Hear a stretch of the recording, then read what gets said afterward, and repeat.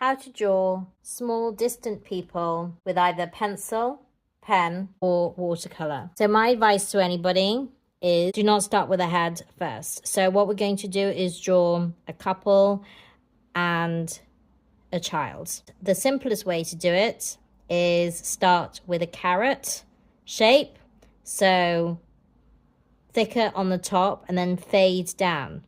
And when I say you have heavier pressure here and it fades down here, and then you do a little dot here, and then you've got your first person. Then what you're going to do is you're going to do a second smaller carrot, fade down.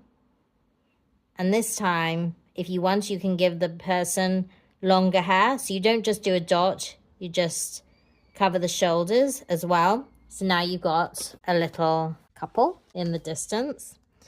And if you want them to have a child, you can do exactly the same.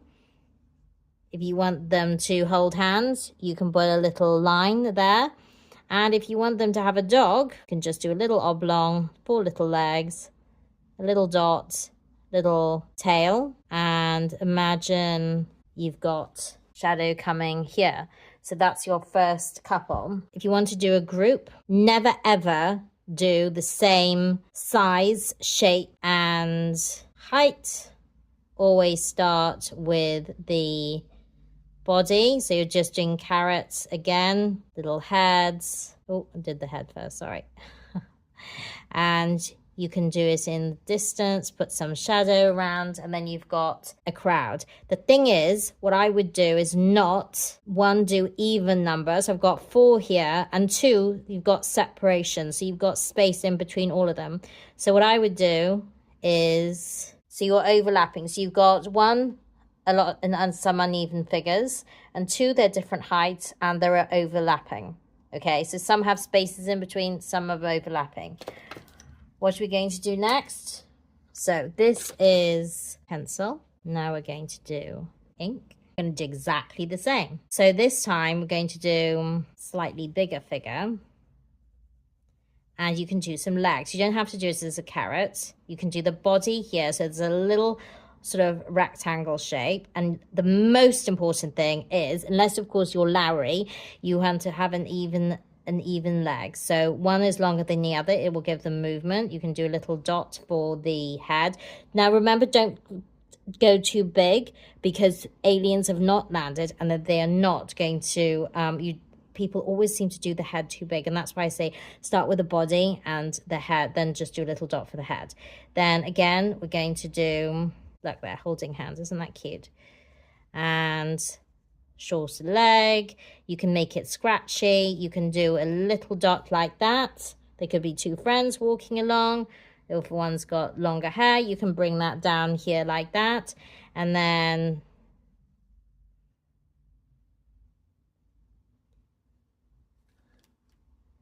actually, I better make those 2 dogs. Don't know what happened there. But anyway, they've got 2 dogs as well. And then you can bring some strands out for the shadow, and they're just walking away into the distance again. So notice how I'm doing kind of scratchy marks going down, longer leg, shorter leg. You can do some arms, longer leg, shorter leg. You can try a carrot as well. I haven't done any heads at all at the moment. Now we've got 2 couples here, and they're 2 equal. So we need to add a little somebody, and they're going to be holding hands. And then I'm going to start putting little dots for heads. So you can leave it like that. And you can put some shadow underneath. Because if you do a little foot, little feet like that, just going to look awful. Well, unless of course you're a Lowry. If you look up, if you don't know who Lowry is, he was a very sort of a naive self-taught painter who's very famous now and quite charming and lovely. I love them. But he did have his own style, and he did almost like stick men, and he had little feet like that. Okay, and you can do that if that's your style. But if you want little crowd scenes, then I would suggest you, let's give him a partner. Go over that. Maybe we should give him a long coat. He's going to be a very tall gentleman or lady. Okay, so you can just make them even bigger like that. So I'm using a number 4. Just do some little blobs of color. It's a sunny day, so we're going to all be wearing sunny colors. Then I'm going to put some blue in. And what I would do is overlap the colors and make them different heights as well. We're going to do some red.